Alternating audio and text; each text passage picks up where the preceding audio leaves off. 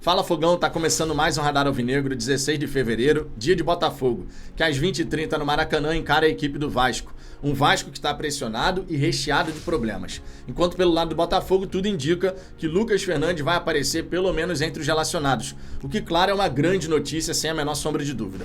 Vamos conversar um pouquinho a respeito desse clássico, mas também sobre regime centralizado de execuções, temos novidades em relação a isso, e também Leonel de Plácido, lateral direito do Lanús, que está negociando com o Botafogo, mas tem um empecilho aí no meio do caminho.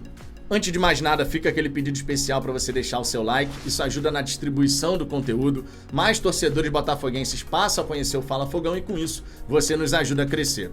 Sempre importante lembrar que a gente está buscando os 29 mil inscritos e estamos caminhando muito bem nessa direção. Na hora do almoço eu vou estar aqui para a nossa tradicional resenha, falando tudo a respeito de Botafogo e Vasco, e também depois do jogo teremos o pós-jogo aqui no Fala Fogão, e a gente espera que seja um pós-jogo de vitória, claro, né?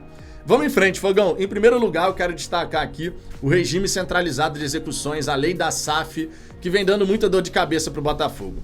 A gente sabe que o Botafogo está com mais de 40 milhões de reais bloqueados, agora tem a questão aí envolvendo a venda do Jefinho, esses valores também estão bloqueados, porque existe um pedido para que seja incluído naqueles 20% que a SAF Botafogo tem que repassar à associação para o pagamento dos credores. Então é muita dor de cabeça que John Textor e o jurídico do Glorioso estão tendo que lidar.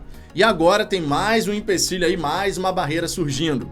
A comissão de credores, vendo tudo que está acontecendo e também pegando a própria declaração do Textor a respeito do RCE, a respeito da lei da SAF, entrou com um pedido no TRT do Rio de Janeiro para que a SAF Botafogo seja garantidora dos pagamentos do RCE. E normalmente, a gente sabe que é assim que acontece, normalmente questões, pedidos na justiça contra o Botafogo no Rio de Janeiro, a gente acaba tomando, né?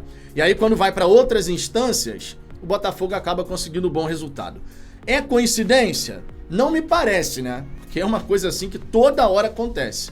E agora a gente fica nessa expectativa para saber como é que o TRT do Rio de Janeiro vai julgar esse mérito. Tomara que julgue considerando o que está escrito na lei da SAF, porque tá complicado a galera considerar aquilo que está escrito na lei da SAF sem fazer uma interpretação que acabe prejudicando os interesses do Botafogo. E um ponto que é muito importante de falar sobre isso, a respeito dos interesses do Botafogo, é que o Botafogo quer única e exclusivamente que aquilo que está escrito na lei seja cumprido. Não está querendo ser favorecido, é só que a lei realmente seja cumprida. Mas a gente ainda tem um longo caminho e muita discussão em cima disso para garantir que a SAF Botafogo vai poder seguir o seu caminho, tendo segurança jurídica. Nesse momento está complicado.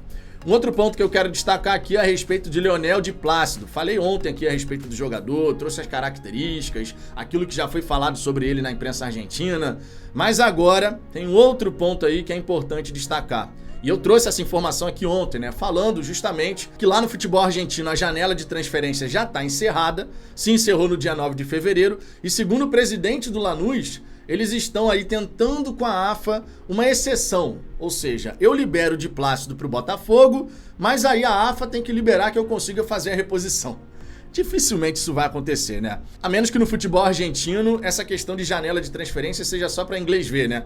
Ah, dia 9 de fevereiro se encerrou a janela no futebol argentino. Mas sabe de uma coisa? Já que você vai vender um jogador seu, traz aí um outro, traz um reforço. Não faz muito sentido. Sendo muito sincero, não faz o menor sentido, na verdade, né? Então dificilmente a gente vai ver essa negociação avançar.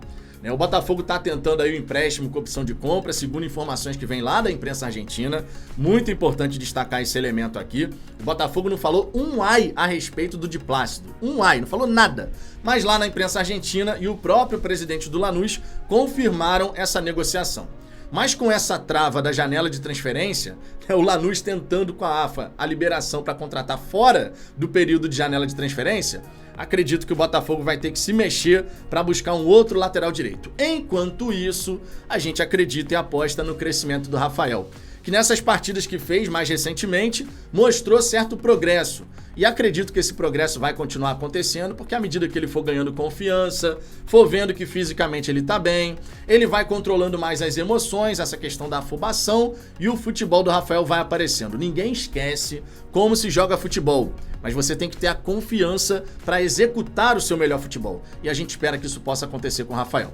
E por falar em jogador do Botafogo, quero destacar aqui que Lucas Fernandes colocou na sua rede social um vídeo, uma arte falando do jogo contra o Vasco.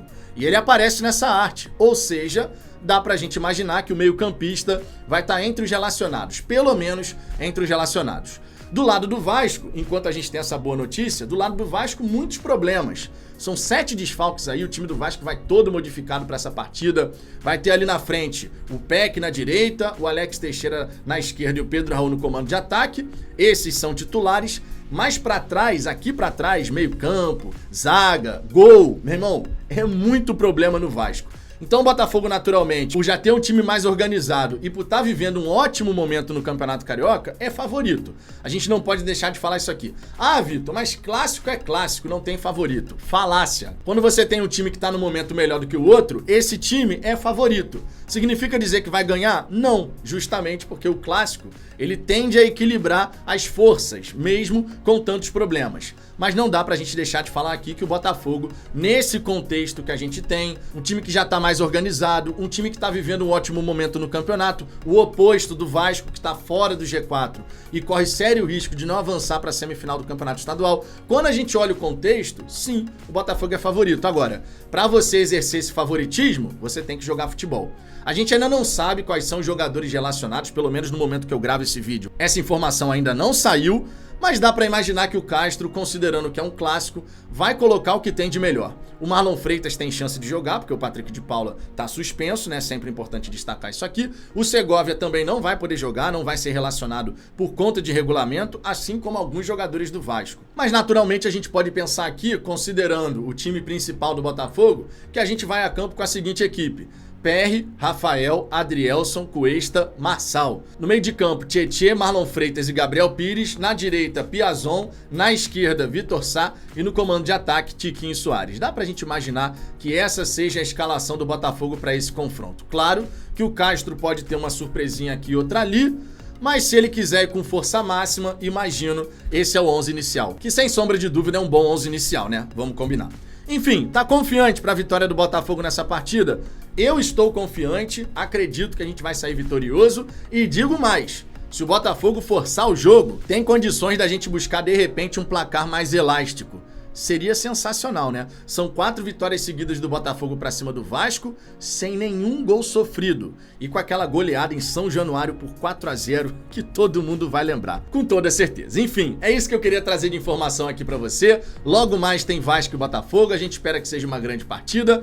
E mais tarde, pós-jogo da vitória, assim espero, aqui no Fala Fogão. Fica o convite para que você possa participar de mais uma resenha aqui no canal. Fechou? Um grande abraço e até a próxima.